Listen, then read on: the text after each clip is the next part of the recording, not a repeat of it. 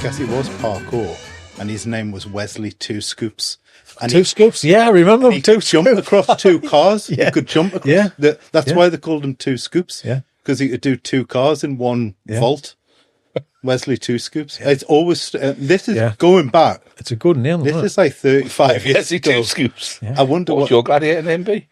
Well, he was a contestant. He wasn't. It wasn't like they have Shadow and stuff. Yeah. It wasn't Two Scoops. Yeah. Two Scoops was the nickname because he can do it. Yeah, Yeah. I get it. It's that. But it's one of the when it's like if his kid said, "Well, how do you know these like bands and musicians?" Like because they're everywhere all of the time, and it's a good music track. So why wouldn't you listen to it? Does that not kind of? It sort of offends us that It doesn't translate the way around though with kids now. Because if you ask them if they've listened to the album of that musician, will go, "What?" Yeah. No, I don't Talking do about that. They just albums and bands and kind of the album. waiting for that album to come out, and artwork, and do you know what I mean? It meant something, didn't it? And then you go to the post and they get the T-shirt, and then Where you just be. I think it was more. I think when I went back when I was a kid, like I would, if I was into a band, I would seek out absolutely everything they'd ever done. Yeah. Any magazine with an interview or anything like that, I would look it out and read everything.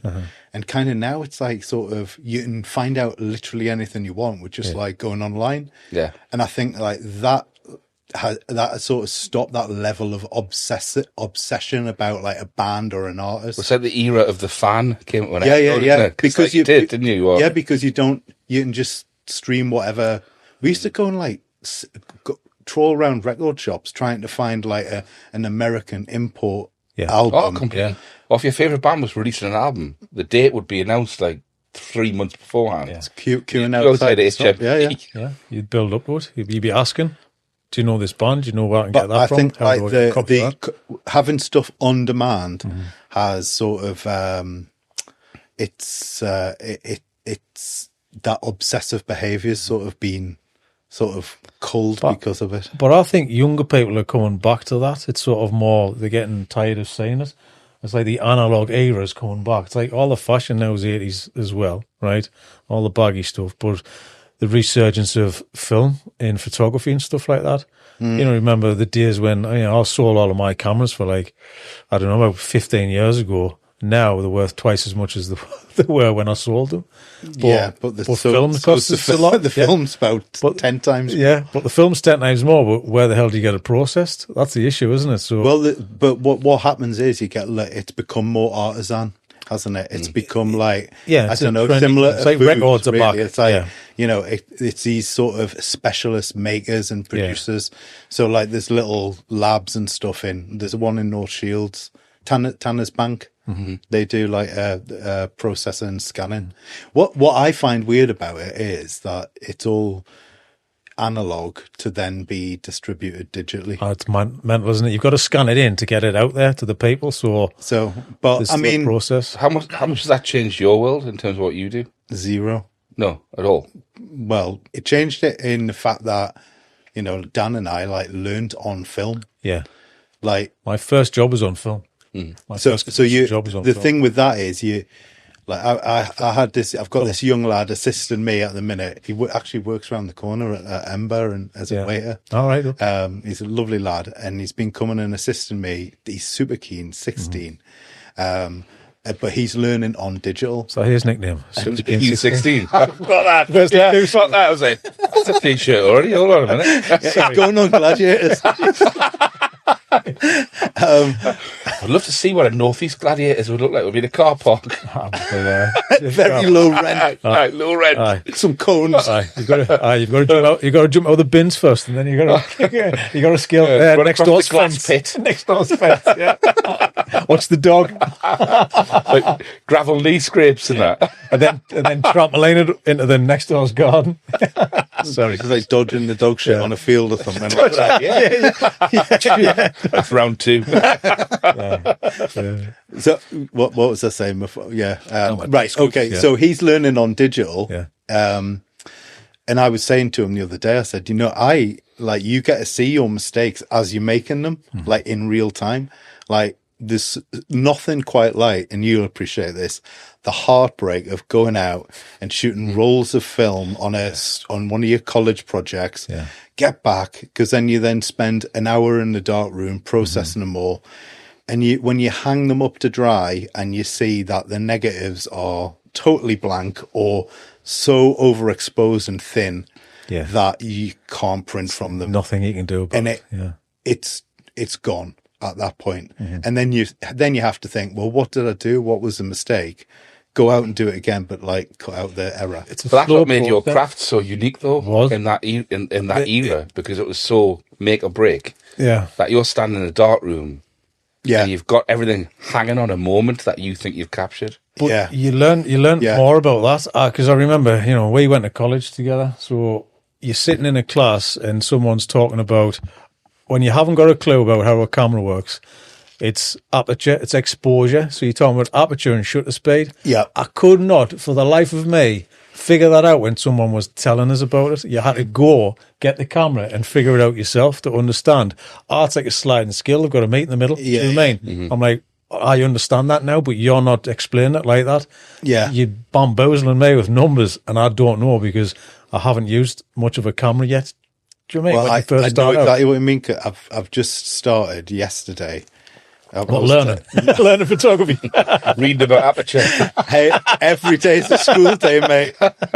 No, I started yesterday doing some lecturing on a fashion course. Oh, you mentioned that. So I'm an academic in fashion. Where at, Chris? At Northumbria Uni. Oh, fantastic. So I'm going on and helping them like with the photography element of the modules. Yeah. And I started getting into a conversation about shutter speeds and aperture with this person who's this student's a first year and just had literally been shown this is a camera kind of thing. Yeah. They've always taken pictures on their phone. And I'm going, shutter speed, and you need to, for that level of movement, you're going to be like on an eighth of a second if you want that, and you get them to move quite quick. Yeah. And I was like, actually, just go get a camera, go out and just experiment with it, because you can see immediately. The beauty of digital is you see immediately if you're getting it or you're not. But you I think you still, for me, you have to understand how it works, because then you'll be like, it's all blurry. Well, how's that? And why is that?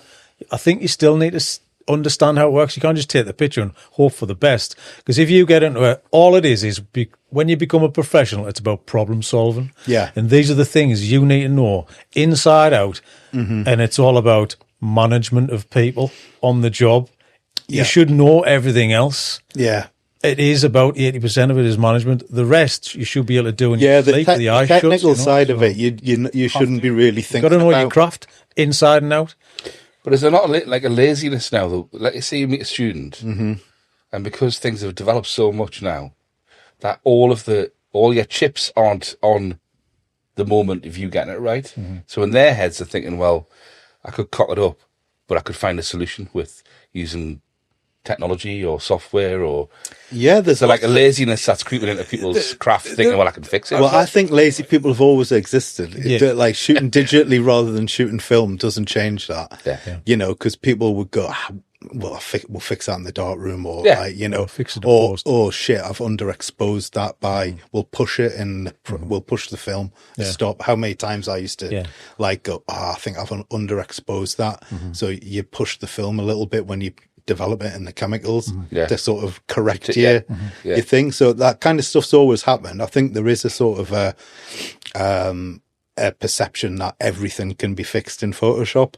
But really, unless you want to be getting as much as you can in camera, or else, and you paint yourself into a corner. You do, but it all depends on what you're doing. I think you've got to make the mistakes, but you understand it by making the mistakes. We're in the dark room. I need to dodge and burn. I need to do that. I'm going to stick a filter on it. I need to kind of bring the exposure down. And then you start pushing and pulling. And then you start doing all that kind of stuff, cross-processing colours. We've done all of that. And being in the colour dark room was like a step up from the black and white when we were doing it. Yeah. Because it's a different thing. And we all loved the black and white because it's like there's like a simplicity to it as well. Well, the difference, What's a colour darkroom? so the difference. So I did is, photography at college, so I know black they and white. didn't let them near the colour darkroom. What? Didn't trust them. So colour, when you go in the black and white darkroom, you've got like the red light, and you can project onto your thing, and then you can put your paper in, and you switch your enlarger off. You've got your timer, expose it. In the colour darkroom, everything's pitch black. You literally can't see in front of you. Yeah. So you've got to do all of the same stuff, but in actual pitch darkness. Yeah. So there's no red light because the paper's sensitive. There weren't any baths as well. You had to put it in the machine. It was the colour processing was different. You had to go around the other side of the wall and it would come out. So the reveal of is it going to work comes through. I think it's such a process. I suspect it's loads quicker now. The machine, they just don't do it. The machines are bigger. Because you put the black and white. You used to do the black and white one through the machine in the darkroom, but that used to take 20, 30 seconds to come through. It used to sometimes take a good 5 minutes for the paper to come through the machine. Much longer. And you're there, and it comes through, and it's a similar sort of feeling of when you see your negatives, where you go, yeah, well, I've just wasted another sheet of paper there because that was like there's massively too much magenta in. Yeah, well, that was his student loan. It was like 20. It was like 40 quid. 40 quid a box of 20 sheets. Do you know what I mean? You had to make a decision, but that was for one image, Chris. Now it's like scroll, all these pictures. Right, what's next? Now we would spend days on one image. Yeah. You were. What's the project? Which one do you choose to this is my thing when together? Do you know what I mean? It gets such a process. Well, the value is in that, though. That's the point. But there is a value in that. It's understanding that. But now you go, I'm like, I wouldn't even bother putting on the edit. You know, those happy kind of, it's blurred. You see it in shop windows, you're like, that doesn't go that size. Why are you cropping in like that? It looks terrible. But it's noisy and grainy. It looks awful. Well, it's the trend. I'm like, it just looks awful. It doesn't make me want to buy the product because I can't even see it, you know? So... Yeah, this is old man. Press anyway, Bill. I was talking about sport shops. About the parkour. And my dad trainers the lighter shorts. Yeah, but I think it's like kind of like it's easy to sort of romanticize stuff like film and in things like photography. Yeah. Really, it's like if you're basing all of your style. So I see photographers. It's like I shoot film. It's almost like it's sort of a purist sort of element to it. Yeah, and it's younger people who have learned on digital and then discovered film, and it's great because it's cool. It's a great process to learn, and there's something lush about not knowing what you've got until the film comes back, and retaining all those happy accidents and stuff. But I think it's easy to romanticize, and it's easy to like base your whole photographic aesthetic upon it. So like it looks a certain way, the colors render a certain way, it has a nice grain or whatever, and that becomes your style. But actually it's just a film stock. Like anyone who shoots on a film stock can shoot that style. Yeah. And it becomes more about like the film stock that you're using and the camera that you're using than actually developing an eye for a certain type of image. And it's dying out. So if you've based your whole style on that, and then they stop making the film, which they will, because there's not the consumers the everyday consumers buying the film in the quantities that they need to. So it'll die out, and then you're left with your style's gone. So how long did it take for you? So I'd look at both of you and say that I reckon 9 times out of 10, I'd be right if I could clock something like either of you did. Right.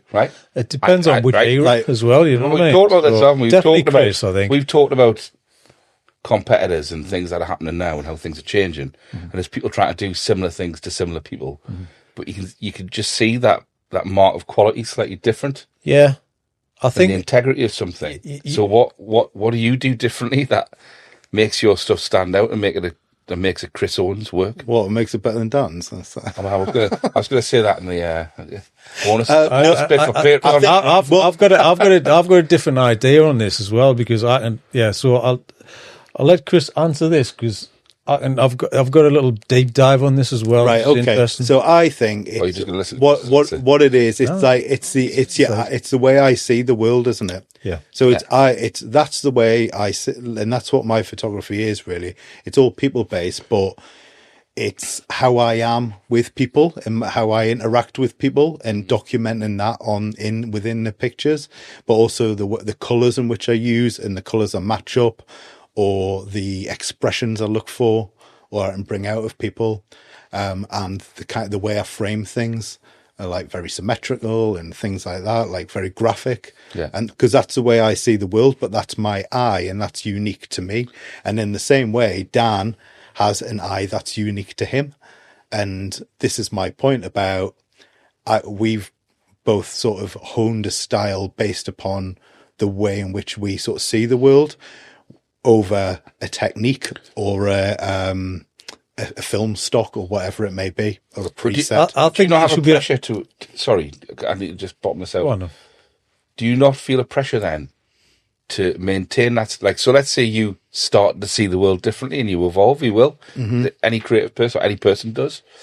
Do you feel like it's sort of, well, people come to expect a certain type of work from me? Mm-hmm. Does it start to feel like a weight on your shoulders that you've got to do things a certain way because you've created your own brand identity in terms of the way you present things? Yeah, well, or do you feel like you've got the luxury to go, actually, you know what it is?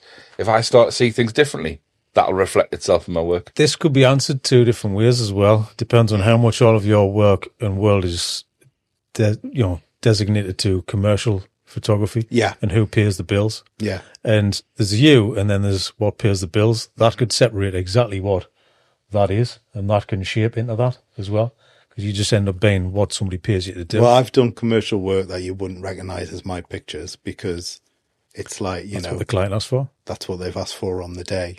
And, they're the boss. Mm-hmm. But I think out of work that I have shot, like, which I would consider like editorial work or like personal work, really, Mm-hmm. I think there's a consistent style through it all. Yeah. And I think it has changed totally because you change as a person and you change. Like, I think my pictures have become a bit more sort of joyful and smiley, and maybe since I've understood myself more as a person, and I'm sort of been happier and more settled in my life. Like, my pictures used to be quite, I realized I never used to get people smiling. I'd always go for like a sort of a neutral expression, or like maybe he's looking quite serious. That's really interesting. It's like you're pointing yourself through the lens, isn't it? I think I try and make it as much about the subject as I can, but I think it's naive to think that any portrait photographer in some way isn't a portrait of the photographer themselves in some way. That's really interesting. What's your excuse? It's how you. It depends on what the subject matter is as well, Chris, isn't it? So if the likes of Chris, he does a certain style, and it very much is just leaning into portraits. I've had a mixed bag in my world of like, I love portraits and I love reportage as well. But for me, it was like, well, why can't I do both? And that was always a thing which people couldn't get their head around. But I'm like, I used to work for, I used to assist people who did both. So I'm like, people though, do you mean the client? They couldn't get their head around you want? Yeah, because it's right. How do you sell a photographer to a client? We need to understand exactly what that is, and they've got to like it as well. You need to be as easy as possible going, right, Nike does that style, Adidas does that style, it's this, you become that, and they pick you off a shelf, but it depends on the level. You go to London, it's like blue shoes, red shoe shooter, do you know what I mean? But if you come up here, you've just got to be a commercial photographer, but is there a consistency between the things that you're shooting on both sides? I think in the Northeast now, you can be more of a specialist than you could 20 years ago, where you had to be a generalist, really, and do a bit of everything. Yeah. I do think it's about having the balls to stick with that as well. Yeah. Because that might go wrong or might go right. So what do you want to do? Do you want to work and earn money, or do you want to struggle and be that artist photographer who never gets any commissions, struggles through the world? You have a line between the two. Yeah, but also you get hired for like one-offs, because I see it now with editorial people. They complain about, I've got no money, but you only do one thing. I'm like, you're kind of caught in a place, unless you are like a New York photographer that gets hired to do that. X amount a day, which is 20 times of what you're going to get paid in the Northeast. So it's a different matter. Yeah. It's I choices, think isn't it? there's always a temptation. I think it goes beyond photography that there's always a temptation to sort of be everything to everyone. Yeah. And I know for a fact that I've been drawn into that and made work there where I've gone, oh, I think I should be doing some stuff like that, or I think it should look a bit more like this way, and maybe I'll get those jobs. Yeah. But you've got to actually get back to staying true to that eye and yourself and what you're interested in. It's about growing into that, what you do and who you are, Chris. The best people in every profession. Yeah. You know, we're sat next door to a pie shop, right? Mm-hmm. It would be really easy for you to open a pie shop and go, oh, but I mean, why don't we do some baked bread as well? Yeah. Mm-hmm. Why don't we do, whatever, any sort of like pastry goods? Mm-hmm. Yeah, you could just do everything. Like, we'll do some ice buns because we've got a queue outside, so we'll sell an ice bun as well. Mm-hmm.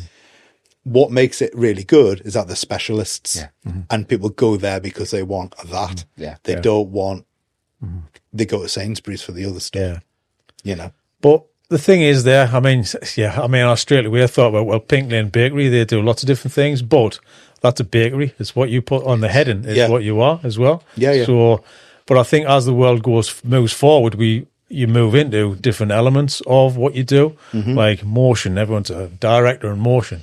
Right, that's what photography industry wanted people to call yourself who did film work. Do you know what I mean? To separate you from the film people, I think that was it.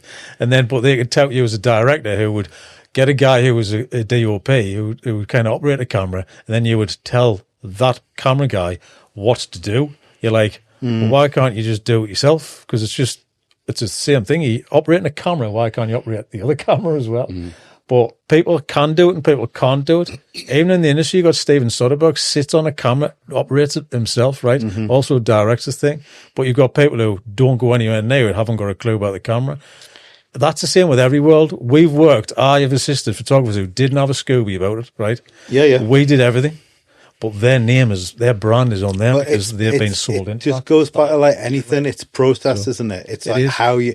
It's all these little. It's not one answer though. That's what I'm trying to say. It's all these little elements that make up like what your style would be recognised for or what you're known for. Yeah. And there's probably 10, 20 million different ways to get that same result. But it's over time you sort of develop a process that works for you. Yeah. And like I look at Dan's work and I say, like, there is that mix of reportage and portraiture, but probably what's different from that to my work is Dan like observes people a lot more and lets things unfold and photographs the action happening and unfolding in front, and then maybe gets them to sort of turn your head this way to like finesse these things.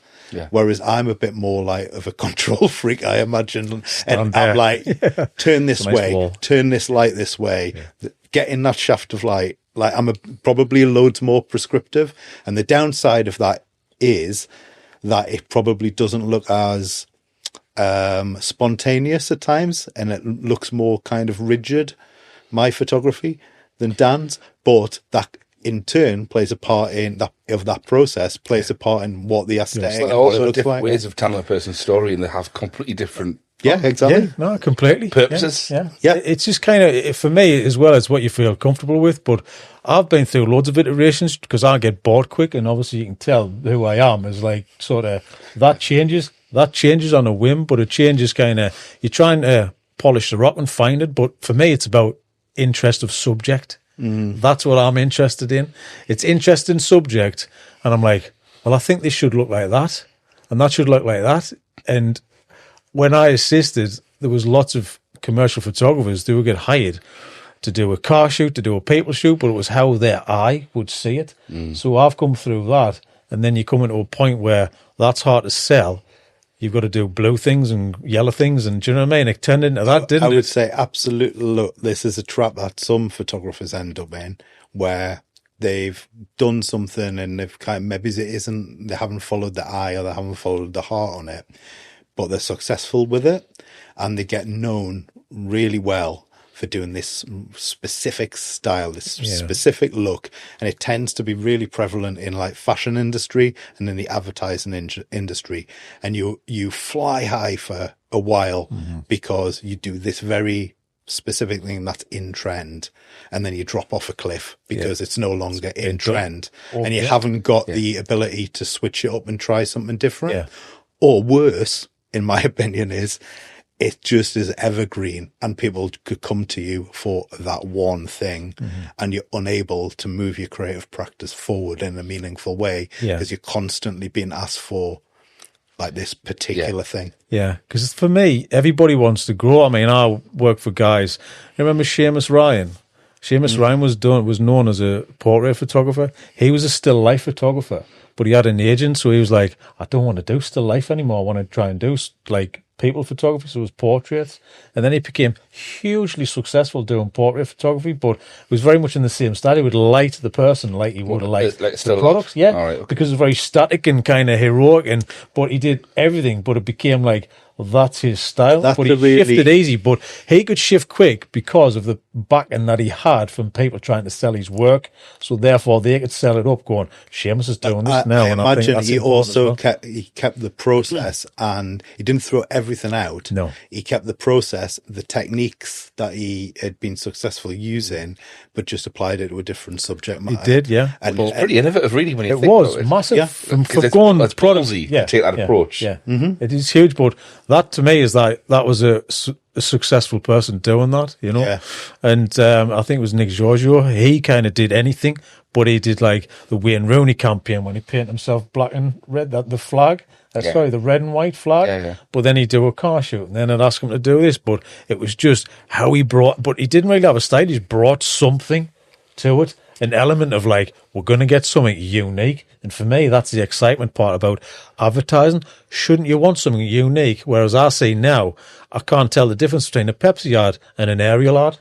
Do you know what I mean? It's sort of, it has diluted a little bit because of the chasing technique.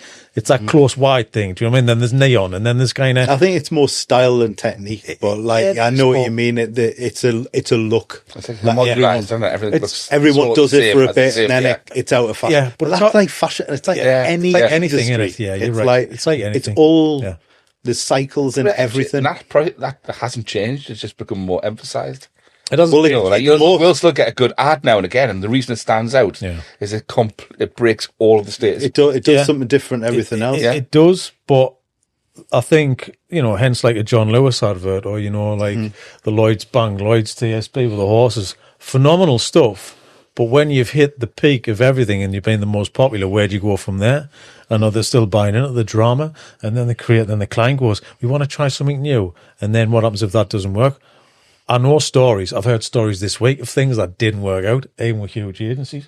And they were like, Christ, that's the wrong way to go. But they are very successful with other clients. So it's kind of, there's no right and wrong. I think everyone just holds them aloft because they're top of the hill at the minute. Do you know what I mean? It's sort of, there isn't any one answer in this game, Chris. That's what I'm trying to say. It's really hard. Work that out. Yeah, but it's who you talk to is what answer is right at the time you're talking to that person.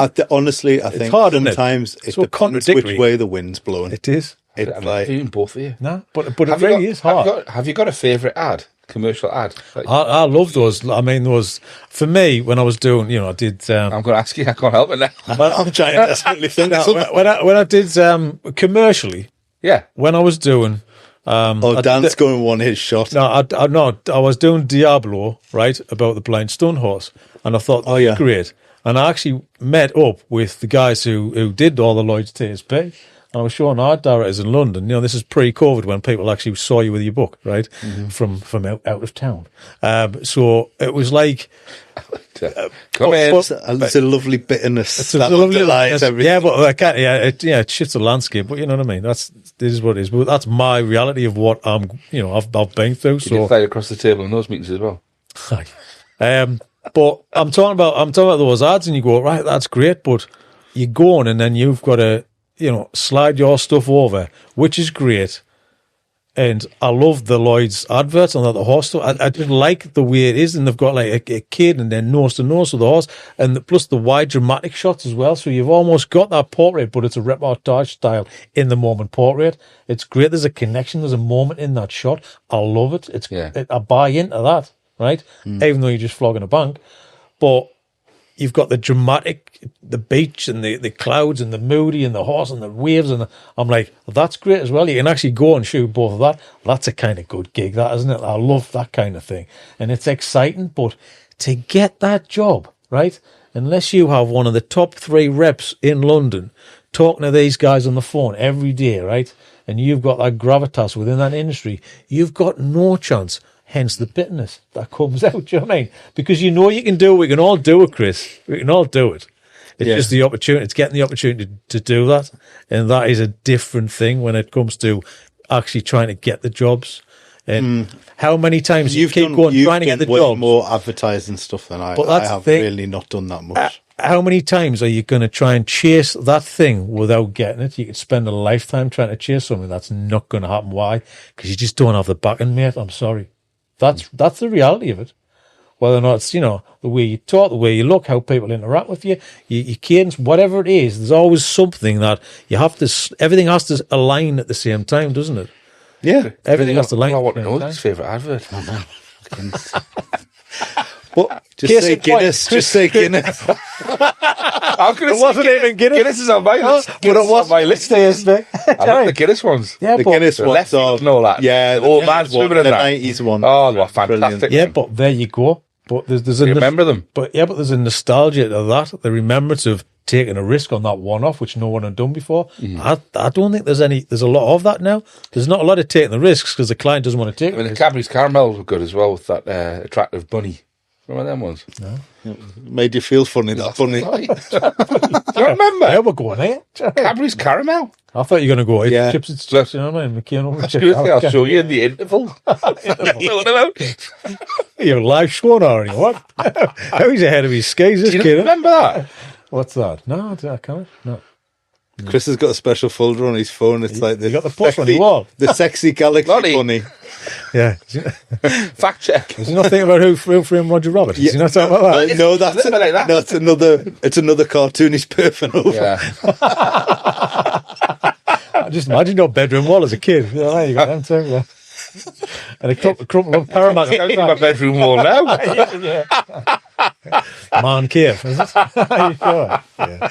Anyway, you're talking about ads. I wasn't really excited that much about ads because I was always a reportage guy, like Tom Stoddard and James Nashway. I was all about like reportage kind of real life stories and stuff like that. Yeah. Because you lean into, you go and assist, you get into commercial world, so you follow that path. You also, it's like you want to back to where I was make now. a career and make money, a living out of it. You do. And that's what Because nobody made money out of that.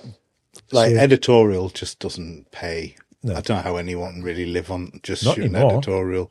At one point when there was so much of it sloshing around and, there was different, the budgets were like, you had budget for film, but like obviously no one shoots film. So it would just be, it's all in now, like a half day rate or whatever, but it's nothing like what you'd get for like, advertising work and the usage that's added on. Yeah. But I mean, it's like you've done more advertising than me, and I kind of think, I'd love to shoot some like massive campaigns. But then part of me thinks, well, actually, then how do I feel about the brands that you're shooting for? Like, that's a consideration. It's like, side of it, there is. like, does that dilute what you're about as a creative? Like, do you want to go and shoot for like a massive like oil company or something? And like, does that make you might get a massive paycheck, but does it make you feel a bit icky? Or do you want to shoot for a Well, also closes doors to other clients, potentially. Well, yeah. It can, yeah. Association. Yeah. No, it can. Yeah. And I found like showing up and doing work that I'm passionate about or it means something to me. I think if you're doing that stuff, you generally sort of, you attract people who, and clients who look at the world in a similar way. Yeah. Like you do with your personality, you tend to attract friends who have similar values. Well, the same's true of, your working life, really. I think as a freelancer, certainly. I mean, it's a perfect kind of case in point of how you shift and you grow as a creative person, of what we're doing here as well. And the stuff that's on our site is all of the stuff that I was passionate about, but it did cross over into the farming element of stuff, or the farm and the fishermen. And it's exactly what we're doing with the documentary, with real people, human interest stories, community purpose. That's really what I'm passionate about. So I want to spend the rest of my days leaning into that and doing more of that. Yeah, and you've found that through doing lots of different things, and then certain things and certain experiences have resonated with you and got you to a point where you're like, right, okay, I'm now really clear about my agenda as who I want to be as a human being, and also who I want to be as a creative. How do I surround myself with the right people to help make that happen? How can I make that come to life and make that a reality? That's right, though, isn't it? It is. Yeah, it is completely. But I don't know, you kind of, obviously we've got to address the whole shift in the industry as well. Oh, well, that's a massive thing at this present moment. Robots are going to be doing it all. No, but I think the access to anybody on Instagram, that changed everything as well, didn't it? Before the AI, before any kind of, creatives obviously change. Like it's a fundamental change. I'm massive, like isn't it? the introduction of AI. Now I'm kind of interested. I'm probably a bit of an anomaly as a photographer, because I'm kind of fascinated and intrigued by it rather than like just shit scared. I think you have to be.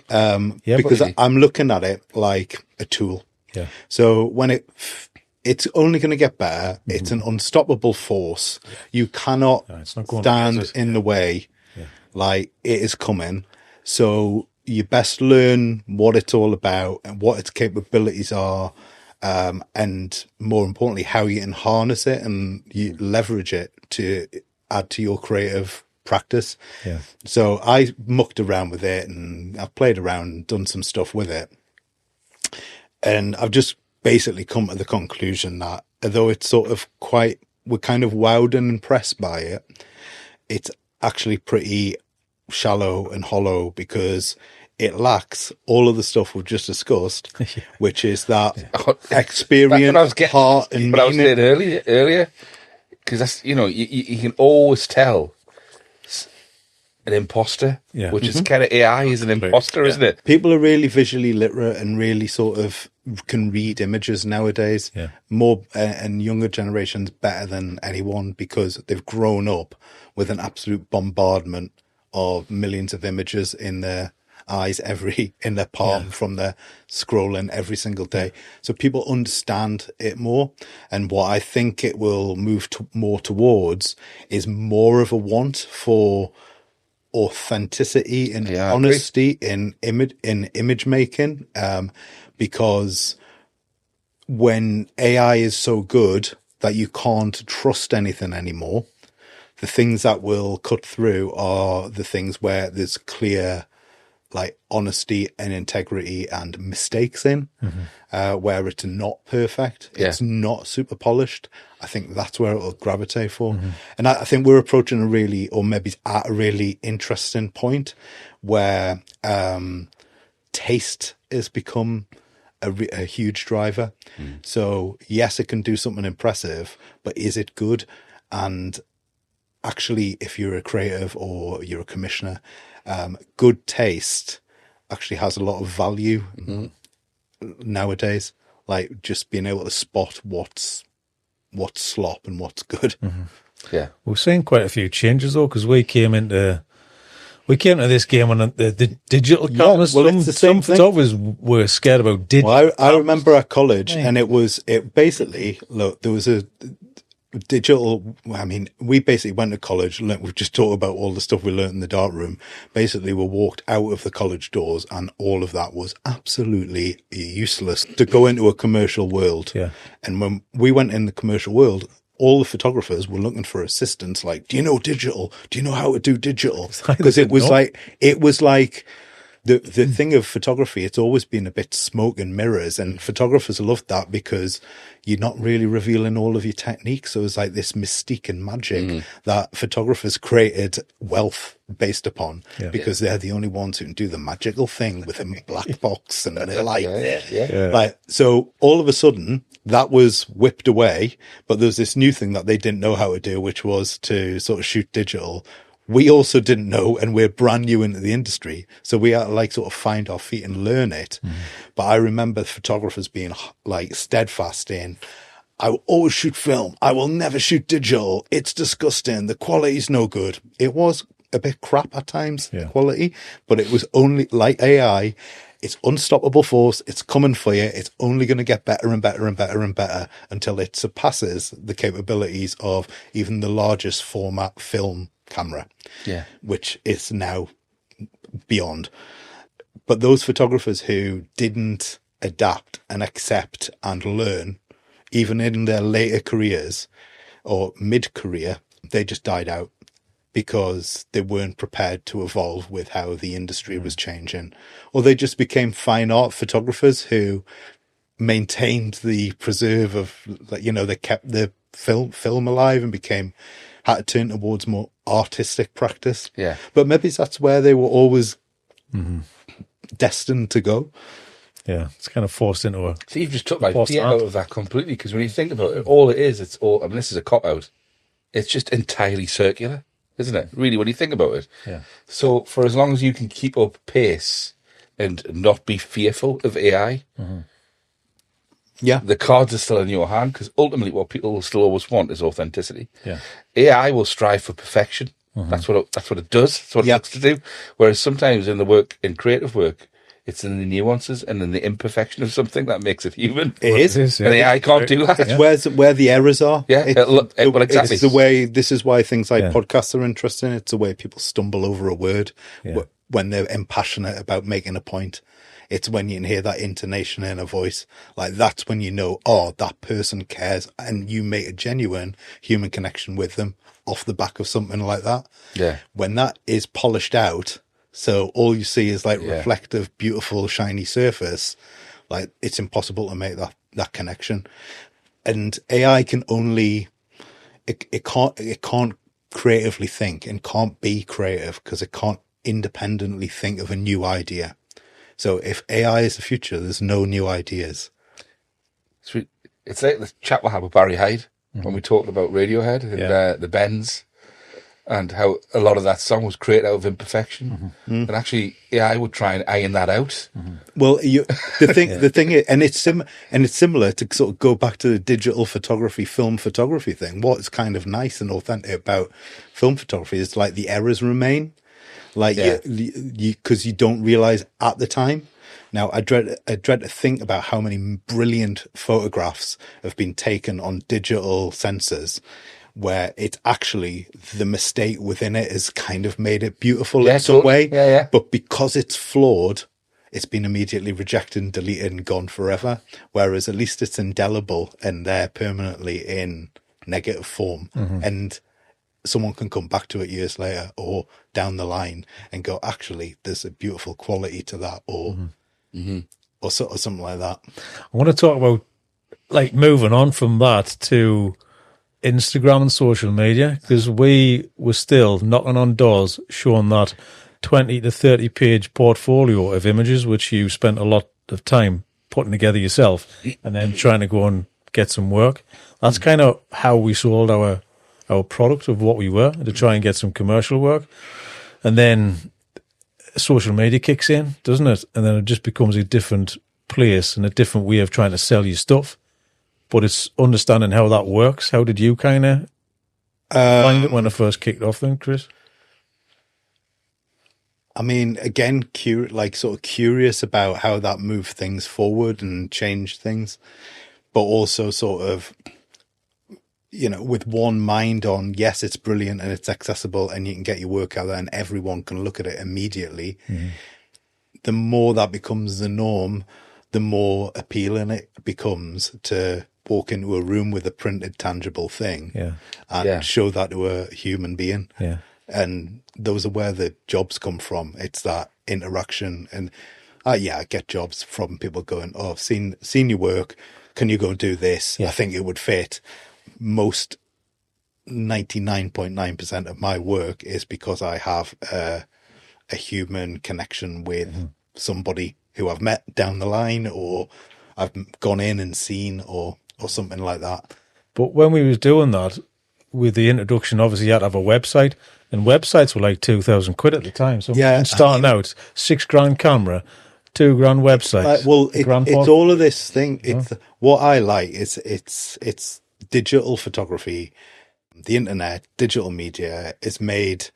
Well, you'll probably get this as well, but loads of people say to me, "Are you not worried because everyone's got a phone in their pocket and takes brilliant pictures? You'll be out of work." And I'm not really worried about it, because it's the eye that we've talked about and my way I see the world. But also, I just love photography, so I think it's mint that more people than ever are taking pictures, and digital photography has there's a meritocracy about it now. And when everyone's kind of got the same tools, it no longer is about technique or equipment or access to the industry. It becomes about ideas, and you start getting, and also opens up different views of the world. So, when we were at college, if you wanted to sort of be a professional photographer and say you were from a working class background, as you've said, like that access point to get a camera which was good enough to make really credible images was hard to achieve. But we lost a lot of those voices, or those voices weren't able to get commercial work because they weren't able to access the industry at that point. Totally. Yeah. So you look at someone, you've got a book out, I noticed over there, you've got Tish Murtha's book. Sadly, was not recognised in her time and when she was alive. And that in part was probably because of the cost of access, and the barriers, the access point and the barriers. So it's wonderful that we've got this beautiful archive and social commentary about our region and everything. But it's really sad that in her time she couldn't bring that voice to a commercial audience, or she couldn't say something about that. It goes back, it's easy to romanticize that. It's been celebrated posthumously, and then but for the individual who spent their life trying to carve a career and tell stories in a certain way, it's unfair and it's unjust. I guess that's what's happened. It's democratized everything. So that's pressure on people, but it's opened up everything. In short, that's exactly what I'm saying. Is like, a kid who can take pictures and show their life, and that could be a kid from like a minority background who previously just was not able to do it, and it opens up the way we understand the world as well. It also opens up like kind of class, doesn't it, when you think about it? Because you're a kid who wants to learn piano, right? And there's all of there's the outcry that there's no piano teachers. You buy an app now and it's only $3.99. But actually, if you've got to reverse that and think about the person that wants to learn and the user. It's not really about preserving the specialist and making sure that their lives are all right. You're opening up the landscape and letting more people learn. It's and leveling things out. Like a musical instrument or any sort of creative tool. It's like a conduit for your creativity. And Dan will know this. Like, a camera is like the best passport in the world, because it gets you into places that you really never would have thought you would get to go. But you get to go there because you have a camera and you're good at this particular thing. Like, I've gone and met people and gone into buildings and places I just could never have dreamed like a lad from Newcastle would be able to sort of go into. But it's got me into those rooms. It's got me into some scrapes and stuff as well. But it's, and it's the same if you bought a guitar that and you love that and you've got a genuine passion for it. It'll get you places. So it's as well as sort of telling a social story and telling stories from different backgrounds, it's also like a social level up. It's a tool to sort of help you move into perhaps a better life, or make a life that you really want with it. But you have to really want that, because you can count on one hand the people who are still doing it out of our college course, and it's really tough. And I remember Tom Stoddard, just to finish on your point, he said it's a champagne lifestyle on Be Your Money. Yeah, I remember Tom saying that. You used to say brown ale budget. Right? It's the same thing. I mean, whoever says it's probably been told a million times. You know what I mean? That's someone said, but he said it to me, and we understood that. You know, you got that, because you're just like this lad, and he's flying now with the Prime Minister on his private jet, taking pictures, and you go, hang on, what am I doing here? But he's capturing history as well. History through his lens, because they give him the opportunity to do it. Well, Tom was a fascinating one, because he was there as like an eyewitness, and he has a book called Eyewitness, doesn't he? Yeah, but fantastic. Love Tom. You know, like the importance of someone like Tom, who is from he was from a fairly working class background in the Northeast, right? Some houses, I think. He got into photography, built a career in it. But the importance of having someone with that life experience at a historical event like the falling of the Berlin Wall, or looking at the AIDS crisis, like he brings into those photos, and what we were saying before about it's kind of always a little bit about the photographer as well.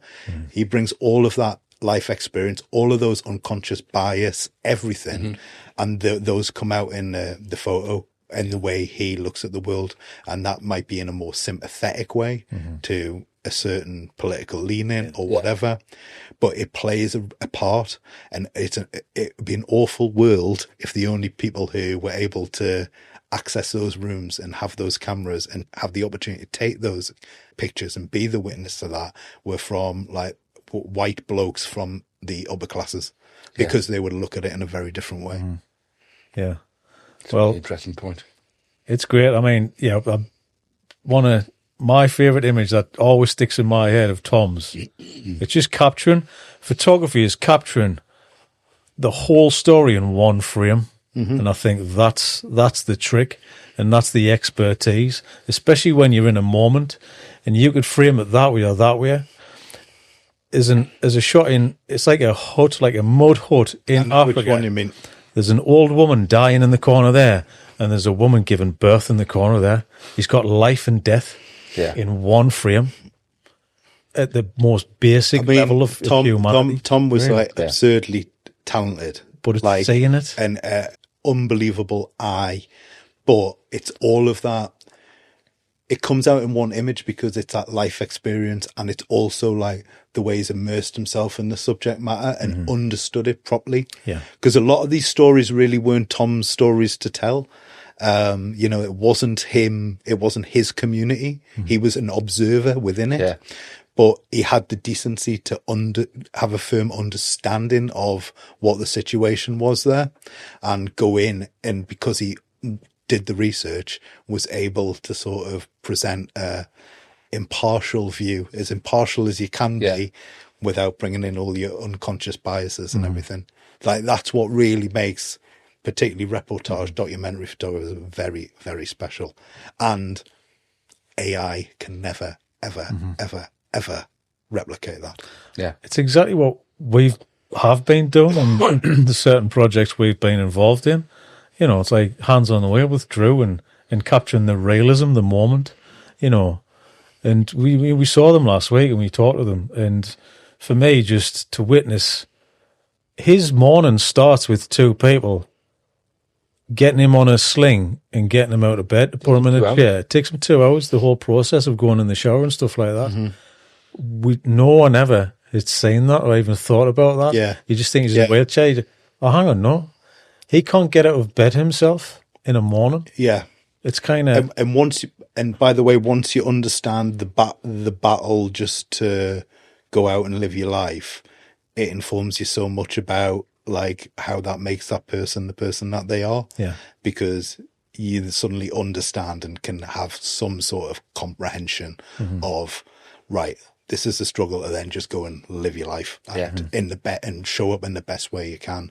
You've got to go through that before you can even start. Yeah. And then that's when you start to understand how someone can be so driven. It tells you a whole backstory about him as an individual. Yeah. It's like the figurine painting bit when he's painting the figurine with his teeth with a right, brush. yeah. I don't know whether they were able-bodied or disabled. Anybody I would know that would have the tenacity and the patience to do that. Yeah, I don't think I'd be able to do it. The gaps are too big. I wedge your paintbrush through there. Chris is painting rainbows. Multi brush. But I mean that is it's a good example where you're thinking, like, how do you? Well, it's little details like that just inform you. It tells you so much about it someone's life. It tells kind of I suppose it's like a cliche, cheesy thing to say, but like an image, and can tell, like, say 1,000 words, but there's a huge truth in it. Like, if you're out looking at the world and you're open to, well, I always think, like, you can, like, I always think with photography, there's a phrase I like, which is like, shooting is easy, seeing is hard. Yeah. And like actually taking the time to observe and stop and think about, like, what it is and what that means, and how did this get here, and how's that person, the way they are. Chris, I'm just as curious now as I ever was in the first place. Yeah. I'm actually more so now, because I don't have the hang up of figuring out how to do that, or having the nerves. Because when you start out, you have a nervousness about, oh God, I know I've got to go out and tap somebody, a stranger, on the shoulder. When you immerse somebody, like yourself, into a stranger's world, even a family, you're in a room, it is quite daunting, but the curiosity takes over. And if you're just intrigued about themselves and their life, which you naturally are, then that's easy, isn't it? It's almost, that's the only thing I want to do in the world at that present time. Yeah. And that's what I want to do more of, is just be around that, just to absorb it and have a connection. It helps when you're a nosy Parker. Like, but I think that kind of thing, it just comes as you get older. You become less arsed about what people think about you, or you realize actually no one's thinking about you at all. Yeah. And that breaks down that barrier and allows you to go into situations where, part of, like, what I think I am pretty good at doing when I go and meet people is I just try and go and just, with no sort of agenda, and I just try and go and be myself. And I actually don't care if I look foolish or stupid, and I do, like, blab on big time. And I've just accepted that I am going to say some stuff that makes me sound like a complete bozo. But, it's good though. It's all part of the process. It's all part of the process, but it breaks things down. I mean, people respond to it because they go, look, this guy doesn't. I mean, they either think, like, this guy has no agenda, he's been totally open, or they think this guy is, like, stupid. Well, have you ever found anybody? I'm not asking you to name anybody, but have you ever done any shoots where you've thought, this is a real tough nut to crack? This, you've had to deploy all the tricks, and think, I'm not getting what I want here. Because we've had that even when we're doing this, we're learning along the way. And you're interviewing people. We've hit brick walls sometimes, and we're bouncing off each other, thinking, how are we going to get past this wall? Yes, of this individual. You got to pivot, but I'm not frightened about those moments. I'm kind of, for me, it's always usually corporate people, that I've kind of walked in a room with, because it's the last person who wants a picture taken. Can I reframe the question? Is it better for you for someone to walk into a room with no expectations of what they want to see, and for you to be the person that's tasked to pull that out of them? Because you must get some people who turn up and they're like, I know what props I want to use. I know how I want to be. Yeah, well, right. Yeah. Okay, in that scenario, what you do is you give yourself over to that, in a sense. Yeah. So at that point, they are being very open that they want to be not a subject but a collaborator in this process. Yeah. So that is the way that they feel comfortable. So that's the route forward, and you can suggest things and ease stuff. Some people come with the attitude of, right, what do you want? What do we need to do? What must I do? then you sort of like, it becomes a bit of a game of cat and mouse where I don't like this. Don't shoot us from I that need side. to get what I want out of it, or what I'm required to get for like whoever's paying me or whatever. There has been ones where it's become a bit of a like a who blinks first, but I just like dig in and. You know, I seem quite nice and smiley, but I'd be a bit of an arsehole when I want to pay. Chris, I think nefarious earholes.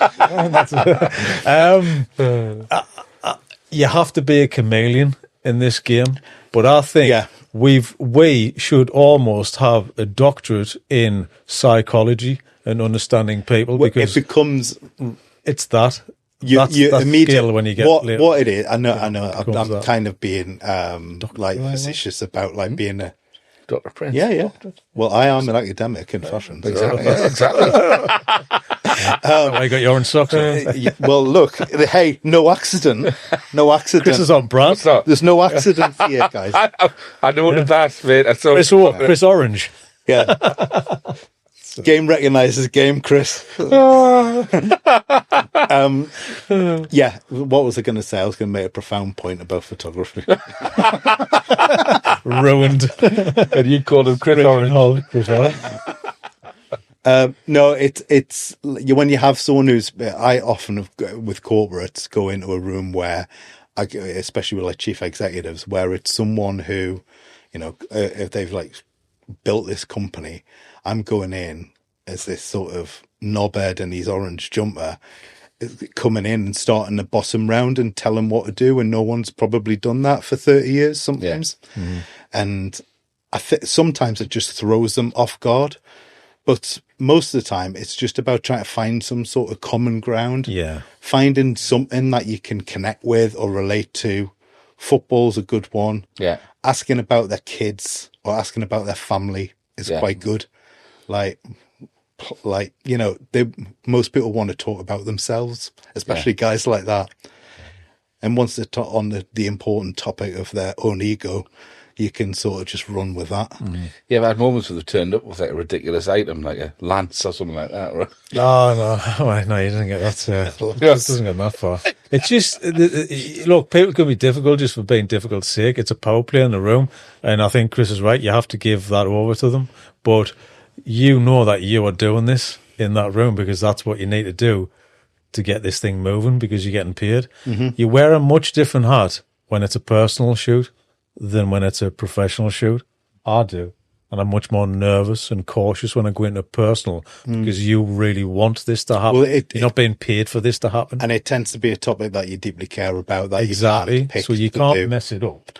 And you have one chance, really, to you don't gain people's trust. And you're kind of asking someone to do this thing of like nefarious thing of can I come and take your picture? Mm-hmm. And they go, why? Go, I'm doing a project. Yeah. It all sounds, until it's like a final thing, which is like a final outcome, it all sounds very, very airy-fairy. Yeah. Like, you know. Why do you want to follow me around for months? That's honestly like... But it's mad, isn't it? Someone said, can I come and follow you around for months? You know, why? What for? One of the reasons I started my like pattern platform. Yeah. Because there's people I just wanted to photograph and tell their stories. And I knew from past experience that if you get in touch with someone and say, can I photograph you? The first thing people say is, why? Like, what's it for? Mm-hmm. Yeah. And so it was a really convenient way of going, it's for this. It's about this. Yeah. It lives here. Mm-hmm. Do you want to do it? And they go, that looks all right. Actually, maybe you're not a complete weirdo off the internet. I mean, I am. But you're here now. Yeah. But it's the convenience of what it is that you're there for. It's how you sell it up as well. It really is difficult because sometimes, I mean, not everything hits though, Chris. We've all had some bombs in our time, or you've went, can I take your photo? No, but in unpolite words. Do you know what I mean? It's one of those, isn't it? I say it to students, like a lot of the students I meet who are doing photography, a big sort of challenge, I think nowadays is just like the confidence. With young people. But I don't think that's like a sort of like a generation COVID thing. I think it doesn't help that they're locked up for 4 years, but confidence has always been a thing. And I honestly think the best way to go and build confidence, it's a baptism of fire. Yeah. You're But right. get your camera, Yeah. go out into the centre of Newcastle, look for people who you think they look interesting, go up and say, can I take your photograph? And you'll be told I don't know if I can say that. Say anything you want. Oh, well in now. You can Oh, say right. anything you Okay. Right. You'll get told to fuck off a few times. Really brought that one, didn't he? want. I appreciated that. He went right in. Right. I liked it. It was a really Didn't dance around it. It was built the F up on it. It's been good. I mean, we've got through 45 minutes, and it's the first one, which is unusual for And me. it came from you, not me. I'm Oh, it's impressed. unusual for me. I wasn't sure if I could release. Anyway, you'll be told to fuck off a fair few times, but you also people will go, oh yes, and go, what's it for? And go, oh, my college project. And you'll be amazed at how keen people are to sort of talk to you, learn about what you're doing, and help. And it build that. I've taken students out to do that, and they've come away and they're like, you can see them, they're standing a foot taller. Aye. But it's the first step in becoming a psychologist as well, isn't it? In terms of that's a big thing. Understanding how to talk and engage with It somebody. makes you really quick at reading people. So most of the time when people are awkward, this is what I was going to say before, actually. When people are awkward, it's nothing to do with me as a photographer or them, like maybe they don't enjoy having their picture taken. It's normally something, an insecurity within themselves. Like they're not happy with the way they look in some shape. And you can find out almost instantly what that thing is. Like from just watching them, it might be like they don't like this side of their face, or they don't like their teeth. Because they'll immediately, as soon as they might be chatting on, smiling away to you, bring your camera on and go. Totally. Yeah. And you think they hate their teeth. Yeah. So I play into all of the things, and I'm just really open about all the things I hate about myself. Like I'm like overweight. I've got huge gaps in my teeth. And I just sort of I show that, well, you know what, I'm totally insecure as well. So it's a safe space. We all do that because it does make people feel comfortable, because we're all just human beings with all flaws. So if you say it, then they're going to feel a bit more comfortable in the situation. But it's making people at ease, but you've got to do it in 3 minutes. And I think learning those skills, you have to break down your own barriers, which is asking strangers for a picture. And I think the first thing, I remember from college, it was like, go and find somebody that does something in town. I went to the projectionist, I photographed the projectionist in Tyneside Cinema. And that was a huge step for me. I'd been a spray painter, I don't know, clue. You don't really... this stranger, I've got to get to that point. You're producing your own shoot. You've got to communicate. You've got to find the name, the number. You've got to do all of these things, do the phone calls. And also when you're in front of if you're not used to photographing people, and I've seen photographers who I've seen at other shoots where I've seen other photographers working, who normally do a different thing, whether it's landscape or like documentary or whatever, and they have to photograph someone and speak to them. I've seen the old shaky hands start, and you suddenly forget how to use a camera. And on your first shoots, when you're first alone, someone you don't know, you're meeting them for the first time, and you've got to operate and understand the sort of technicalities of the camera, whilst also maintaining some sort of relationship or creating a relationship with the person who's stood in front of you. That's when your mind goes blank and you can't remember how the camera works and stuff. And there's no shortcut. You just got to do loads and loads and loads and loads of it. And you can start with people. I see loads of students come, show me a portfolio, and it's nice work. Oh, it's all really nice. And I get people getting in touch to shoot stuff for pattern, asking me if they can shoot stuff. And I look at the work, and I think I can see straight away, these are all your pals. These are your mates. That's maybe your mum and dad, or I can see it, and they're all nice portraits, but they've had ample time they know the person anyway. They've picked what they're wearing. They know where they're taking them for a location, and they've probably had all afternoon. Now, when you remove all of those sort of solid things, different energy entirely, wouldn't it? it's really hard because it's like when it's someone you don't know and you've got a fixed amount of time either that's been prescribed to you by the client or they said, oh, I'll give you 5 minutes. But there's also another clock on the tick down when you're doing a portrait shoot, not the time that you've been allocated. It's also the time that they're interested in doing the picture. Yeah. And that can be 30 seconds. It might be 5 minutes and get extended to half an hour because you're getting on and and chatting on, having a great time. And it also can be like half an hour, which is cut to 30 seconds. Yeah. Because they're not feeling the vibe. Yeah. The thing is, you have to get to that point where you know exactly what you're doing and you've got all of those skills. So then when you're in a situation like that, you can handle that because that happens all the time. For me, every single job that you do, the one thing you do not have, which you want more of, is time. It's always time. We could all light the thing and spend hours and hours just making it look all pretty, right? Nah, you've got an hour and they're coming in and you got to do it. Oh, no, that's changed. No, that's changed. Yeah. You can't freak out. You've got to manage that. But that only comes with time and experience. Yeah. You have to go through it. Just being so comfortable with the equipment. Yeah. But it's like any job. It's like making photography sound like it's like brain surgery or something. Like like any job, the tools of your trade need to become like an extension of your hand. Yeah. Like you just can do it dark, without looking. Yeah. You know it inside out. You'll be the same as me, Dan. I can walk into any room and I can basically tell you what the light reading of the room is. I can tell you what ISO I need to be at, what the f-stop is, what my shutter speed is by just walking into a room. Yeah, I got it wrong the other day, actually. Well, yeah, it was. Yeah, I blame the light was weird.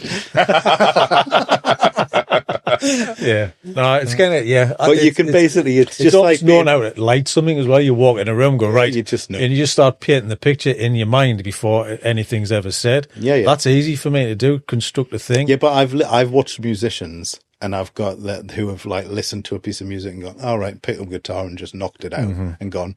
It's the first time they've heard that. Like, I think, well, that's witchcraft. Like, I don't understand how that works. Yeah. But it's exactly the same thing. It's just absolutely tuned into a certain, like, frequency, without, like, using a musical term. But, like, they're tuned into that constantly. And they go through the life like that. It's not something that switches on and off. They go through life and they hear something in the background and they'll go, I know what that instrument is. I know how that's played. I can tell you like how many beats per minute it is. It's just become second nature. Have you changed seeing the industry now as you're older, as it's changed, as you have changed as a person as well? Are you still as passionate? Do you still want to do it? Have you got a different goal going forward? Especially with Pat, and you're creating something else, aren't you? Yeah, no, I am as passionate and I'm very passionate about it. And the patterns just to get, it's kind of like you guys, like it's a culmination of experiences and stuff that I've done throughout my sort of career. And this is the way I want to sort of, practice going forward, or I want it to be part of my creative output going forward. And because it brings in my passion for like editorial photography, my passion for people and storytelling. And one of the things about Pattern is I worked on business publications before, and as much as you can try with business publications, it needs to kind of be a successful business story to like sort of go into depth and tell that story, or it needs to be like very unique and very interesting. Well, with Pattern, I've just made it about work as a complete like unifier and leveler. So it can, you could be the CEO of a huge organization and have a 2,000 word article written on about you, but you could also be like a young musician who works like full time as a chef but is trying to make it in the music industry, and you get the same 2,000 words. It's a level playing field where what matters is stories and people's passion for doing what they do and why they do it. So that is all that, and my experience with publishing and working like as part of a team relaunching a magazine and doing all of that, it's bringing all that publishing knowledge into it. And, you know, like it's a culmination of all these things come together. And it seems like an obvious way to output some of that work that I want to make. Yeah. But it's not absolutely not like the be all and end all of, you know, I'm not doing that as like, this is now my business and sole focus. Not that there's anything wrong with doing it that way. It's just, I'm a bit like, I want to have it as a branch of my portfolio. Add on what you do. And also, but in a completely selfish way, and to be completely transparent, it's like my marketing material. networking, isn't it? It's my Chat to people. So well I and can get go, people. right, I would love to know them and know their network and somehow ingratiate myself in it. Well, what better than to say, can we spend some time together, do some photos, we'll do an interview and find out all about your life. And then we share it on your social platforms, on the Pattern social platforms, which in turn connects me to some of your network. So it's kind of a marketing tool. And when I worked on like Northeast Times, I realized that actually the real value in it wasn't like making the money on the commissions, because the editorial commissions for it were like, didn't pay very much, and I had like a retainer. But the real value was that you've got a magazine which is loaded full of your pictures landing on the desk of a marketing manager every month, and they're the ones that are going to commission me to do other things. And it's also sort of showing what I'm about with Pattern. Like, these are my values. This is what I stand for. This is what I care about. You might not agree with it, but fuck you. This is what I'm about. And it's your style as well. It's reminded me actually timeline as well. So we met before we met. I've just remembered that. Yeah. Before we Totally met. forgot about that. We met during lockdown. We met during lockdown. And it was early on in Lockdown, lockdown, yeah. And I came and photographed on you. the bridge. Before on the we bridge? met each other to talk about corporate Yeah, requests. 'cause- No, you know what? I think you knew each other. That's right. I think you knew each other because then I got invited into a WhatsApp group because we established on that shoot that Probably we both almost knew. about the same time, because that's when we started talking about this. Yeah, I mean, we Yeah. can't bypass the fact that we had Chris in, because we wanted Chris to be a part of what we were doing, because you kind of knew in COVID, very similar to what we're doing now, was the ideas of what we had back then. So like that, there was a germ of that idea, really, wasn't it? The COVID stuff. I mean, COVID was interesting because it kind of like, I think it certainly for me, it made me reevaluate what I was doing with. Oh, really? It really made me shift. It just made me think about like, or maybe it was just because it coincided with like end of my 30s, turning 40, and maybe it's just like a moment in, and we'd bought a house just like the year before, so maybe it's feeling more settled and stuff like. So maybe it just was like a perfect storm, but it made me reevaluate like what you want to do with like your creative career, like your output. What is the work that you want to be making? And I started when we were talking. Like, I was all hot and heavy about doing like a food magazine. I remember, like, I thought that could be really something, and actually, what I was talking about, and I just hadn't realised that at the time. I was talking about Pattern. Yeah, I hadn't worked that out yet. Well, it's the same for us, because we veered away from this being just about food. So all of this kind of, it just sort of, it fell into place. I knew that I wanted something where I had control, like editorial control. And I wanted something where I could tell interesting stories, and I wanted it to be cool, and I wanted it to like look kind of like the dog's bollocks and have that feel and build a sense of community around it. I always say build. I don't mean build. I mean like, I hate it when people say build community, because I just don't think it can be built as I think it needs to emerge. So I always like trying to stop myself when I say that. But round Pattern, through the stories that we've told and the things that we've done, there's really a lovely community emerged around those stories that we've told, and that manifests itself in terms of a co-working day that I put on for the last 2 years, sort of bi-monthly, and I call it slow networking. So it's for people who want to make connections, but the idea of walking into a room, shaking as many hands as you can, and, you know, coming out with a pocket full of business cards is their worst nightmare. Like, it's a space where you can come, have a coffee, and stay for the day, open your laptop so you get some work done, and have slow conversations over the course of the day and make meaningful connections. And so through doing like the in real life stuff as well as the online stuff, that has allowed a sort of a community to emerge and flourish. And we do various different things with that, which is just like a lovely thing to see. And I mean, I don't make any money out of pattern. And I kind of think, like, people say, well, how do you make money on it? And I think, I don't. It costs me money. But like, yeah, but I mean, you know, I'm not totally stupid. Like, I'm a business person, really, run a business. But this is, again, I write off and think, well, this is my marketing. This is me getting in front of people, telling the stories I want to tell, making the work I want to make. But the beautiful sort of side sort of product of that is that there's other people making connections, and I never could have thought that.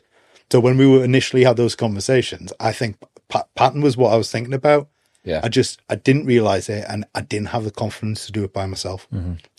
And I don't know what happened during lockdown. I just got, you know, actually I know what happened. All my work dropped out of my diary. And I thought, and then I came out the other side of the lockdown, and I thought, if I can survive that, I'm not scared anymore. I can do anything. And so it was like, almost like sort of the universe giving us permission.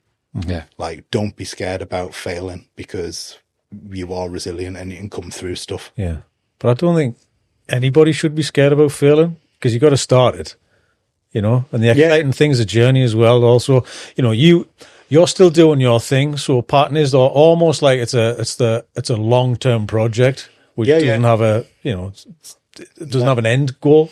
It's keep going and see where it goes with it. But that is create that networking thing. So these things help you within the main thing of what you do, which you still do. You know, I mean, we kind of went right. We're going to combine our worlds and create something new. So everything that we are doing is actually under this header now, so it becomes a brand and a business. So very much similar mindset, but different and kind of end goal entities, if you know what I mean. It's really similar. I think it's become more and more a prevalent way of like starting and running a business. Is that traditionally you would have your business plan and have an idea of, I am starting an agency, or I am starting a manufacturing firm, or like. I think what I've done with pattern anyway, I'm not sure what it is yet, what it will turn out to be, but I've not tried to force it. I've not thought, I'm going to build this community, I'm going to do this, and been very important about myself and put loads of pressure on me. I've allowed it to just like develop organically and see, and kind of like, I don't want to sound like I'm on, you know, like deal or no deal, but like having faith that the sort of universe will guide it in a certain direction. But that terrifies some conventional business people. But I actually think that's the best thing that came out of lockdown. It's that era of agility, and people thinking actually, like business plans back in the day when you go to see a bank manager to get an overdraft, people are tearing them up every 3 months. Because things change so sporadically and often. That you've got to have the confidence to be able to let the business develop in its own way. I think we live in such a changing world, from technology to the political and social landscape. I think it's kind of foolhardy to set out with like a rigid plan now. Like, surely the plan is to have something which is agile, flexible, can be adapted at a moment's notice, and you don't set out to do one thing in particular. It's more of a, right, okay, let's see what opportunities present themselves and how we can assist or help in that, or how can we be a partner in what you're trying to do. I just had a meeting before I came in here, and it's a connection that it wouldn't be someone who our paths wouldn't have ordinarily crossed. But we're kind of trying to achieve the same thing, but I can provide a few creative ideas for them. And then I execute those creative ideas. But then they've got the skill set to go and speak to partners and all this other stuff where maybe I don't feel like my feet are really touching the floor when I'm doing that kind of thing. But, you know, like, these things just develop and happen. And I think you know, you can be too precious about planning things to the nth degree. I mean, I think starting the thing's the most important thing. It's starting it. and then see where it goes from there. Yeah, yeah. Well, But yeah, don't lots of be people too don't start linear on worrying where about it should be. Yeah, I Failing. mean, yeah, completely. I've got a complicated and philosophical question that I Right. should have asked earlier. Right, come on. Right, conscious of time. I'm all right. In an era, right, Well, of like No.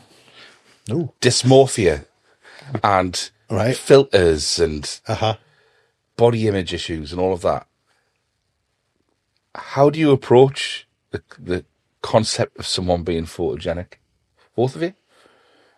Is it a thing, or is it how people perceive Some themselves? people are absolutely, without a doubt, have a presence Yeah. in front. Yeah. And it's sometimes people you don't expect.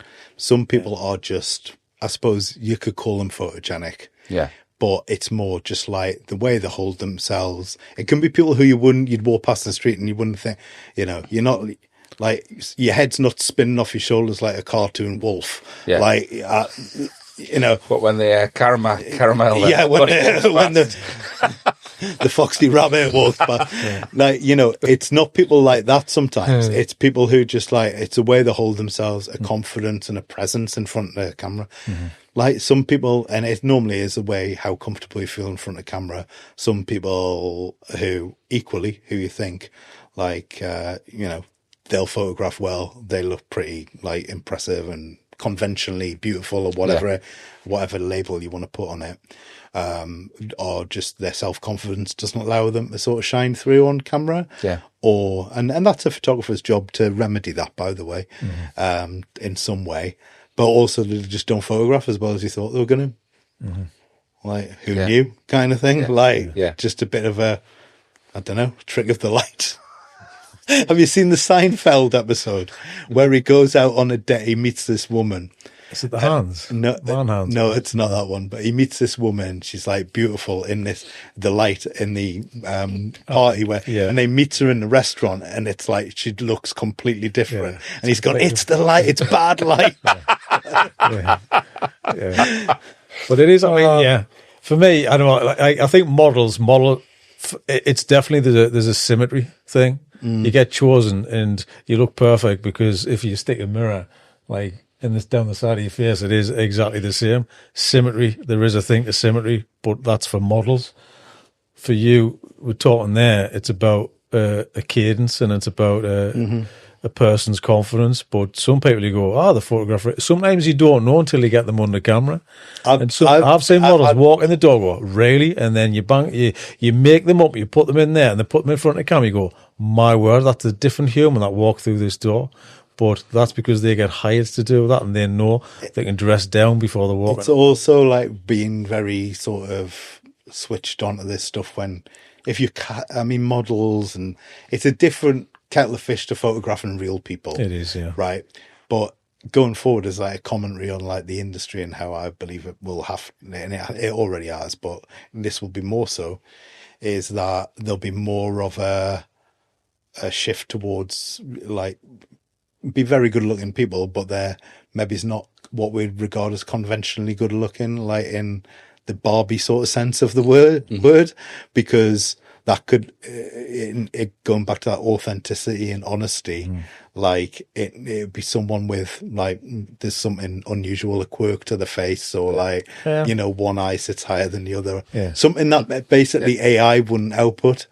Like, so you can go, these are real people. Like that is going to be a huge like marketing thing. Like it's going to be like, like organic milk. It's going to be, it's going to be, we use real people in our campaigns.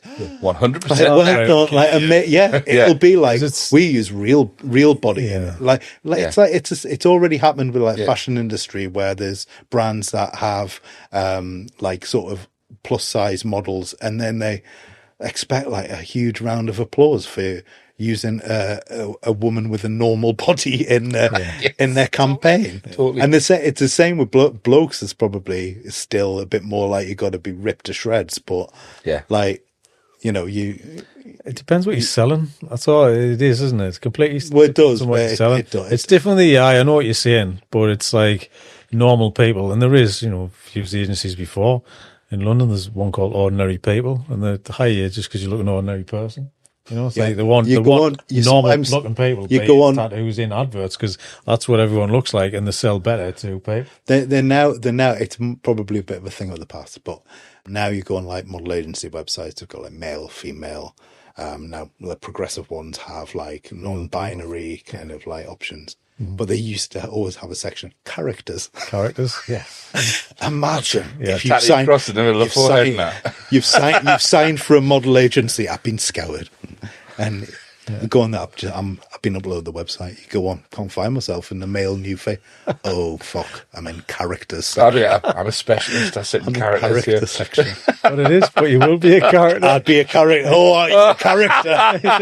He's a character. Yeah, that would be me. Yeah, characters. Yeah. I know you haven't got long. We'll jump straight to the menu questions. Just menu. Pick something from here, Chris. I mean, you don't know about the menu. I mean, I've watched bits and bobs. I'll be honest, I'm not. You've watched the clips, I told you. I watched the clips. I love the clips. I watch bits and bobs. I've dipped in and out. It's a clip-based podcast. Right, what am I picking here? Anything, anywhere. You know, you can pick anything from that menu anywhere. We never explain it right. So what am I choosing that I want each year?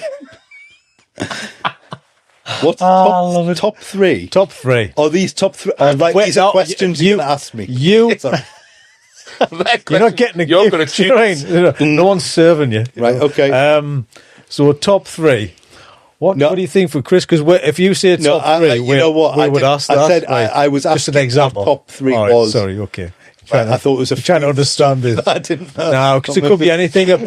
It's guest adjacent depending on who the person is. We've talked quite guest adjacent at length, I think. So right, okay. We'll go with a topic close to my heart. Curry versus gravy. Oh yes, it's a classic. Yeah, timely and a classic. It certainly is. Well, this is a chip-based question. So chip-based question. So on your chip, you're not expecting the chip. Yeah. Hence, just putting a few words there so we know the question. On your chips, chip shop chips, curry or gravy? Gravy. Gravy? Ooh. Yeah. Are you going fish and chips or just chips? Or are you having batter on it? What's it look like? Gravy with chips or sausage and chips with batter. Sausage. And salt and vinegar. Tons of vinegar. Same. Vinegar first? Vinegar first and then salt, because then the salt sticks to like the vinegar and stuff. Even with the gravy? The gravy, yeah. At that point, it's, I mean... It's have at it, yeah. Yeah, you're being picky at this point, but like, with fish and chips, absolutely not. Gravy does not belong with fish. Okay. In my opinion. All right. I can understand and I can see kind of the appeal of that kind of fusion food of a fish and curry. Curry, yes. I can get that, but I can't accept it. Sausage, yes. Sausage, yes. They're best friends. They're very good friends. You're good. Sausage and gravy. We talk battered sausage, not like the Dutch smoky sort of thing. It's smoky with tomato sauce. Battered sausage, sausage in general, and gravy, very closest of friends. Yes, they are. They are close Christmas friends together. Yeah, everything. The thing is, you're right, because they are close friends. They are close friends in other males as well. Yeah, You know? They belong together. Yeah, they're hand in hand. Yeah. Okay, satisfied with that. I'll be satisfied with that answer. Hold on. I'm asking what type of gravy, because I like gravy from Chinese takeaways. Right. Yeah. Well. Yeah. I operate a broad church when it comes to gravy. Do you really? What's your favourite though? Thick. Yeah. Great. I'm more of a consistency guy. Right. So like my dad does a lovely beef dinner. He'll actually probably kill me for saying this, but I feel like, and I'm always going on at him, his gravy's too thin. Just needs to thickened up a little. It doesn't on beef. You don't want it super thick. No. But I don't want it. I don't want it thin. Because I've had gravy, and you might as well have dishwater. Oh, totally. When you require a lip to the plate, yes, from spilling off. That's a soup, mate. Yeah, that's beef soup. Gravy soup. Yeah. Oh, I've got some more bottle. Actually. I think you're right, because when you're eating it, when you pick it up, it shouldn't be like dripping. No, like it's been raining outside. It's like a savoury custard. Yeah, it should just Exactly, hold. yeah. Yeah. But a brilliant way of Savoury describing. custard. Don't Name for a band that as well. savoury custard. God, punk band. Yes. That is. I mean, it sounds a little bit like something out of Roger's Profanosaurus, to be honest. Yeah. I I've thought of one of those. Viz annual for Christmas this year, you know. yeah. Got the Viz annual for Christmas. yeah, This is classic. yeah, really, still Good stuff. Still a classic. It is. I've got this for you. The Profanosaurus, I just love. Top Yeah, tips, I I love. man. Yeah, I'm like absolutely love his. Yeah. I've always loved. Yeah. Yeah. I used to get like the Beano, and then I got like probably about 12, 13. My dad started getting us the Viz annual instead. Yeah.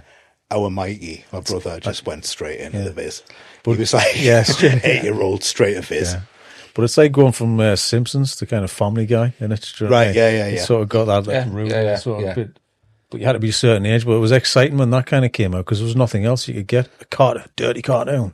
Oh, it's the funniest thing. It's the silliest thing. It makes me laugh. Yeah. Like I love all of it. But it's just such a working class humor as well. Just kind of hit. It's like what you crack on within the Brilliant. right. Something else before we do the G word. So Right. Okay. G-spot. she said that, but what else? Right. Kind of going away from that. I don't think we could be sitting Last either. meal. Last meal. Oh, So right, you're taking that menu away. no. It's just Oh, could I have had? I thought I was getting dessert as well. Sorry. I thought we were going. I was picking it like a 3-course meal. I'll give you a dessert on your last meal. Right. Last meal, 2 courses. Only 2 because there's pressure in this one. Right. What you having? Lasagna is my main course. Mm-hmm. I love lasagna. Right. So what's with the lasagna? I went out for my birthday to a restaurant, an Italian restaurant, and I ordered lasagna, and I was wearing this because Hannah got it for my birthday. Mm-hmm. And my nephew went Garfield. I was just like, I was devastated. That's a quick way. I was devastated, but you sometimes you got to hold your hands up and go, fair play to the kid. He's absolutely had me. Yeah. And where he got the Garfield reference, he's only like 12. I know. Yeah. How do you know Garfield? Because it's not very common now. Anyway, love lasagna. Simple as that. Right. What's this lasagna looking like? Have you got your favourites? Is it your my favourite is Francesca's circa sort of 2005. Mm-hmm. I think it was at its peak. Do you know Francesca's? I don't. Francesca's in Jesmond. Yeah. Absolutely It's lovely. an institution. Okay. Yeah. Yeah. How's it cooked? Are you a kind of crispy on the top kind of guy? Yeah, so how this one in particular is presented, it's in like a metal dish where you've got like the square of lasagna, and it's obviously cooked beforehand, and they then portion it up. Mm-hmm. But they put like some bechamel sauce on top, and then like the ragu around the side. Yeah. Maybe there's a little bit of cheese on top, and that obviously goes into like the grill or a really hot oven. Finisher. So it gets like a crisp on top. Mm-hmm. And then I would have like they do lovely chips. So like you have your little chips to dip in the ragu around the side. Mm-hmm. So that's main course really. Okay, so you're having chips with it because normally it's like a bit of garlic bread. I always favour. Yeah, well, lasagna. I go garlic bread starter, so don't want to double. And a Caesar salad goes nice with a lasagna as well. Yeah, I like mainly beige. Is my problem. I like it to be completely beige. Yeah, well, the Caesar it's that crisp cool. She goes just to bite full beige. Well, this week, Helen made something. She went, "I'm going to put a salad with it." I went, "No, I don't want any salad." And I turned at me granda for a moment. I don't know where it came from. I just wanted the beige. Yeah. Let's see with beige. Yeah. Sorry. I've got to go. Last question. Hang on. Last question. 3, 2, 1. What's your Greg's order? Corned beef pasty. No one else? Drink. Meal deal. No. I normally have a bottle of water. Corned beef pasty. Maybe if I'm really hungry. I tell you what, I did a job with Greg's and I got these crispy, it's like a chocolate crispy thing. Mm-hmm. And I never had one. And I said, try one of those. and I kind of go hooked on them. They're very good. So they kind of introduced the crack to you, did they? Yeah, it's quite fairly addictive. Corned beef pasty is my thing, though. Yeah. Always has been, always will be. Yeah, I agree. I was always a corned beef and a sausage roll chaser kind of thing, you know. So you get a sausage roll on the way to the car. Like driving Like kind of travel sausage roll. So you're eating it before you get to the place. like you're going to eat on the way. On the way, travel food. Yeah, but corned beef always. Yeah. But they're normally always sold out every time. Because I like one now and again. It's kind of like, you got any corned beef? That should be a staple of everything. There's a corned beef, but the staple is steak bake, I think, now. They never run out. After the Greg's outlet. The outlet. You got to get there like 9 o'clock in the morning or something like that. There's one on the West Road. It's West Road, one in Lakegate. Okay, right. Can we do a Polaroid? So we'll have to finish. Yeah. Thank you very much. Thank you very much for having us, Jen. Great, thank you very much. Cheers. Love you. You too.